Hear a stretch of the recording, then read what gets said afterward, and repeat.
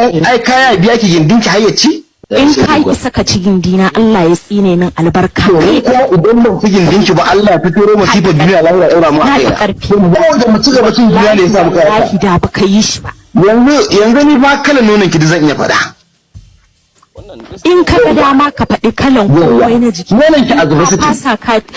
rena Allah ni ainihin shi nonon ki hakkin binke ki nonon ki hakkin tumbin saboda masu yi su ankara na sai da girman ai na gaya miki ni dai ba ki ko ya tsanci na tiki kuma kin ji daɗi kayi wani abu da ni ubangijin Allah ya tsine barka duk wani abu da ake na ci baka na ci na kin mun gero na ci ba sai gidai ni me ya tige ta ma baka kai ba na cire magana ai kika ba shi dinke ci in cire wallahi a dan aika na in ka ne ai kaya biya ki gindin ki hayyaci wallahi in ka kai ya mana dan aika ne zaki ba shi gindin ki ci kin san Allah da duwaiwai ɗaya nake zama kina zaton abin da nake baki labari kina dariya kaɗan ne wallahi mutumin nan fa soyayya ya kashe ni na rantse da Allah wallahi na ji jiki margin kin san Allah da duwaiwai ɗaya nake zama baya na duwaiwai na kin ga inda yake duka na yana duka na tawo na rike mishi hannu amma wallahi ya ci gaba sai ya ƙoshi nak masha Allah mutumin na gaya nake inda kika san mahaukaci ni in je Muhammad ina gidan aiki shi fa bai iya yi ɗaya biyu ya kyale ki ba sai ya ƙoshi nak inda kika san mahaukacin zaki haka yake. Gurguje dai Sadiya Haruna matar G-Fresh mara zalmalulu barin gaya miki gaskiya. Kin ga kin sami yaro dan cikin kin aura kar ki bi shi da shari. Tunda mu yan TikTok wayin nan maza biyu kwarare da kika aura mun ga shari da mugun abin da kika bi su da shi wanda har su mutu ba su manta ba. Khadija Jumbaru, Khadija mai baki irin na kare. Khadija ruwa biyu, rabin ki kare rabin ki mutum. Ai ban san dabbancin ki yayo kaina ba, yayo kanmu ba, sai yanzu nake gani. Amma ba matsala, a kafta. Matar aure ta fito ta ce mijinta yana da matsalar gindi baya gamsar da ita, shi yasa ta kai sakara aka raba auren su. Ke kuma kin fito kin ce wai sharri ta yi masa. To ke asuwa, ya aka kika san sharri ta yi masa? A kwantawa kika bace masa gindin naki da kika saba rabawa ya hauki ya ciki kika ji akwai kayan? Ko a'a hannu kika kai kika cafka kika ji yana da lafiya sharra aka yi masa ke yanzu ba za ki ci da iya taki matsalar da ke damin ki ba sai kin ƙara ɗora wa kanki wani ke da ya kamata kika ɗauki madubi kika zauna kika kare wa kanki kallo ki fashe da kuka ki koma ga Allah ki ta addu'a ko Allah zai kawo ko karfin addu'a zai sa Allah ya kawo wani tsoho ko wani almajirin ya yi hukta ki ke ma ki samu mai sosa miki shi ai kin kula fa rabi da rabi ce ba rabin ki ne kawai mutum amma rabin ki daga nan abin da yana kariya ce baki dan billahi lazi wani idan ya godin barin bakin ki daga nesa da dare in ba sai ya fita a guje ba Allah ya tsinan albarka to sai ya rasa Sadiya dai ta yi aure ba ta da lokacin kananun karo yanzu lokacin bautar Allah ne da ita lokacin kyautatawa mijinta kuma ita tana da abin yi tana da sana'a ba ta da lokacin kananun karuwai irin ku je ku ji da iya tsinuwar malaman gari ma da yake kanku kuma ki koma ki faɗa wacce take alƙoki bai jiya ma dai bare yau ke ba ki ga yadda rayuwarta ta koma bane a bar tausayi tunda ku karuwai kanku a doda yake ba ku da wani basira da za ku karɓe wani content ku nemi followers sai dai ku kafe wannan ku zaga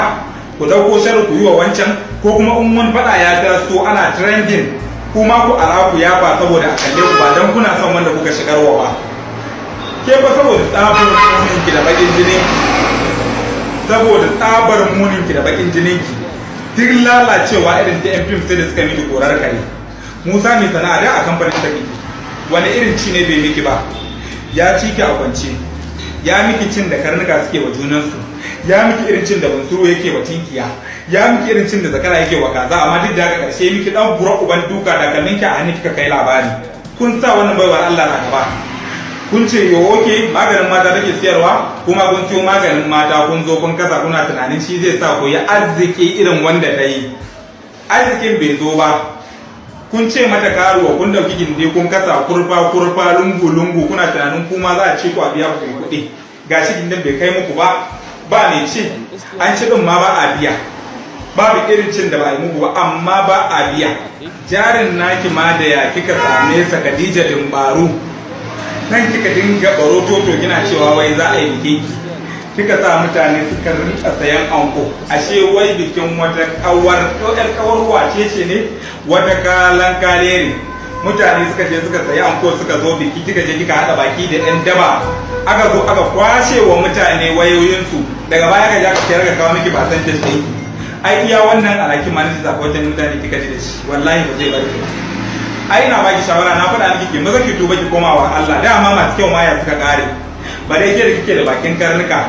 aikin nutsu ki koma ga Allah ki kama istighfarin Allah ya taimaka, sai ki ga Allah ya turo wani almajirin ya zo kin magalkale shi ke ma kin samu mai sosa ne ki daina mata hasada.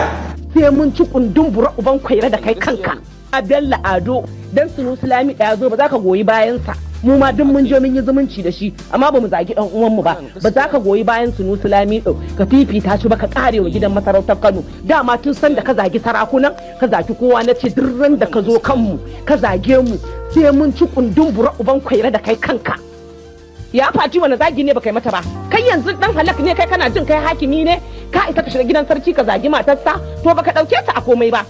In gaya maka in ji kake da cin mutunci, ubana da na gada wanda ya tsuguna ya haife ni sarki Ado, idan uwarka ta yi masa ko wani a cikin matansa ya masa a takarda yake rubuto cin mutunci sarki Ado don kai ya manta saboda yana in ita, idan ya rubuto a takarda zai zo rumfar kasa ya zauna ya faɗa dalla dalla. Kuma yadda ka ji yanzu ina tonan gindin uwarka mai bara a titi, jinsin maroƙa, jinsin mahaukata, to haka yake gaggaya uwarka ice uwarki riga me ba ta yi ba, uwarki riga kakar da ta haifi riga sunanta wancan ta cika zan ubanta ta ci wane ne ta ci wane ne. Ai ka wallahi ka sha nonon ka laba mugun nono, ka sha mugun nono saboda kai ba dan zina bane, dan da aka ci ta dubura uwarsa aka haife shi.